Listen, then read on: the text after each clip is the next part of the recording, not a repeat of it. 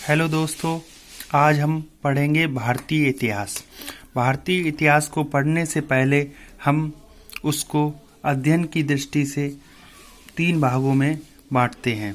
तो उन 3 भागों में पहला भाग है प्राचीन भारतीय इतिहास, दूसरा भाग है मध्यकालीन इतिहास और तीसरा है आधुनिक काल इतिहास।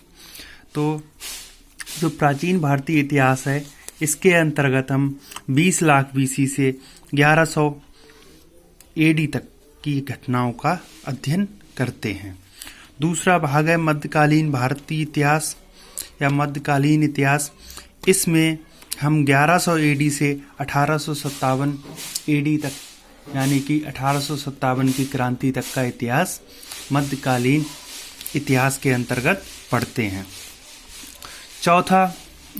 तीसरा भाग है आधुनिक इतिहास। आधुनिक इतिहास में हम 1857 ईस्वी से अब तक का इतिहास पढ़ते हैं। तो आइए अब आज हम शुरुआत करेंगे प्राचीन भारतीय इतिहास की। प्राचीन भारतीय इतिहास के विषय में जानकारी के मुख्यतः 4 स्रोत हैं। तो उनमें से सबसे पहला स्रोत है धर्म ग्रंथ, दूसरा है ऐतिहासिक ग्रंथ, तीसरा है विदेशियों का विवरण और चौथा है पुरातत्व संबंधी साक्ष्य। इन 4 स्रोत हैं जहां से हमें प्राचीन भारतीय इतिहास के बारे में जानकारी मिलती है। तो सबसे पहले हम लोग बात करते हैं धर्म ग्रंथ की। धर्म ग्रंथ में सबसे पहले हम वेदों को लेते हैं। वेद की रचना वेद व्यास ने की या वेदों को वेद व्यास के द्वारा लिखा गया है। वेदों की संख्या 4 है, जिसमें से पहले हम भाग को पढ़ते हैं ऋग्वेद को। ऋग्वेद में 10 मंडल हैं और 1028 सूक्त हैं और 10,462 ऋचाएं हैं। इस ऋग्वेद को पढ़ने वाले को या पाठकर्ता को होतृ कहते हैं। ऋग्वेद के तीसरे मंडल में सावित्री को समर्पित गायत्री मंत्र का उल्लेख है और ऋग्वेद के 10वें मंडल में चातुर्वर्ण समाज की कल्पना आदि का स्रोत ऋग्वेद में वर्णित है। तो कौन से हैं 4 वर्ण? वो हैं ब्राह्मण, क्षत्रिय, वैश्य और शूद्र। ये 4 जो वर्ण हैं वो पुरुष सूक्त यानी कि ब्रह्मा के मुख से जो हुए हैं पैदा, जो ब्राह्मण हैं, और भुजाओं से निकले हुए लोग क्षत्रिय हैं और जंघाओं से वैश्य हैं और शूद्र ब्रह्मा के चरणों से हैं। इसके बाद जो ऋग्वेद है, ऋग्वेद में सर्वाधिक वर्णन 250 बार इंद्र का मिलता है। इसके बाद 200 बार अग्नि का वर्णन दिया हुआ है। इसके बाद नदियों की बात करें तो सर्वाधिक नदियों में सिंध नदी का वर्णन है। दूसरा वेद है यजुर्वेद।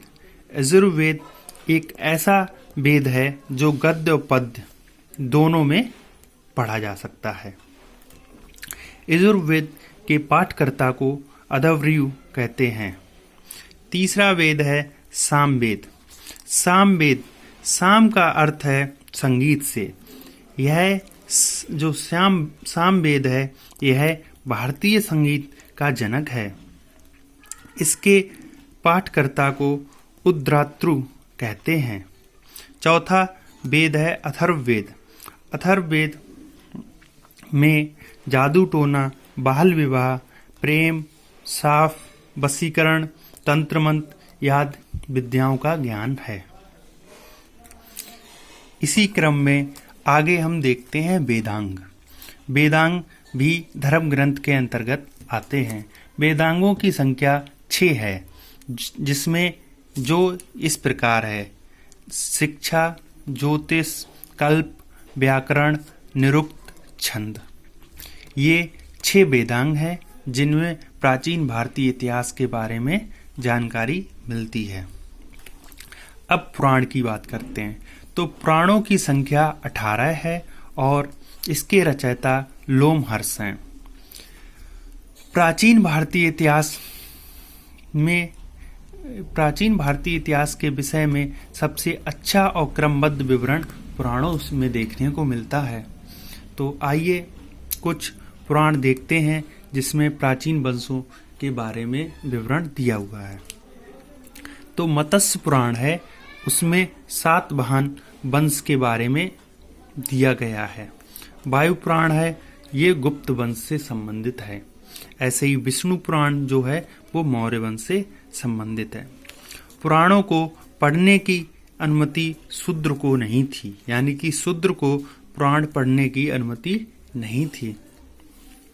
स्त्री की सर्वाधिक गिरी स्थिति मैत्रेयनी संहिता में थी। जैन धर्म का प्रारंभिक इतिहास कल्पसूत्र से ज्ञात होता है। इसके बाद हम बात करते हैं कुछ पुस्तकों की, जैसे कि अर्थशास्त्र एक बुक है जिसे चाणक्य ने लिखा है और इसमें मौर्य काल का विवरण दिया गया है। ऐसे ही राजतरंगड़ी है, राजतरंगड़ी में कश्मीर के इतिहास के बारे में लिखा हुआ है। जो कल्हड़ ने यह पुस्तक लिखी है, यह कल्हड़ हर्ष के दरबार में रहते थे और उसी के बारे में इन्होंने लिखा है। चचनामा अली अहमद की पुस्तक है। अष्टाध्यायी संस्कृत भाषा में व्याकरण की प्रथम पुस्तक है।